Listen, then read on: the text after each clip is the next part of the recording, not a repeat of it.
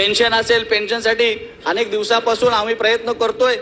शासन चांगलं काम करते शिंदे साहेब एकीकडे, पण दुसरीकडे आम्हाला पेन्शन मिळाली पाहिजे. गव्हर्नमेंटचे जे शासकीय अधिकारी आहेत, या शासकीय अधिकाऱ्यांची नियुक्ती दिनांक ही 1 नोव्हेंबर 2005 पूर्वीची नाहीये, नुसती जाहिरात आहे. तरी सभापती महोदय त्या लोकांना त्यांच्या जाहिरातीचा दिनांक बदलून जुनी पेन्शन दिली आहे. पण आमचे शिक्षक 2005 पूर्वीचे पण आहेत, त्यांची जाहिरात सुद्धा 2005 पूर्वीची आहे. अशा 26,000 लोकांना पेन्शन पासून वंचित ठेवलं आहे.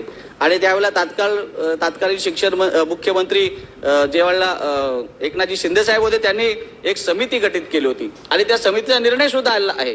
आणि त्या समितीच्या निर्णयामध्ये टप्प्याटप्प्याने पैसे द्यायचे. 2045 पर्यंत किती पैसे लागतील, 1,10,000 कोटीचा आकडा त्या ठिकाणी काढले सभापती महोदय. पण ते पैसे एकदम द्यायचे नाहीत, आपल्याला टप्प्याटप्प्याने द्यायचं आहे. आज जरी महाराष्ट्राचा जीडीपी कमी असलं तर त्यावेळेला तो जीडीपी वाढणार आहे. 8व्या 7वा 8वा 9वा आयोग त्या ठिकाणी त्यांनी लावून ती जरी माहिती काढली असली तरी सुद्धा 2024ला 2025ला हे कमी पैसे लागणार आहेत. यावर्षी 200 कोटी, पुढच्या वर्षी 400 कोटी, असे टप्प्याटप्प्याने पैसे द्यावे लागणार आहेत. आणि ते आपण करू शकतो, मला खात्री आहे. ते जर शासनाने व्यवस्थित लक्षात घेतलं, मनावर घेतलं तर जुनी पेन्शन सुद्धा आपण लागू करू शकतो. नवीन शैक्षणिक धोरण लागू झालेलं आहे. या नवीन शैक्षणिक धोरणामध्ये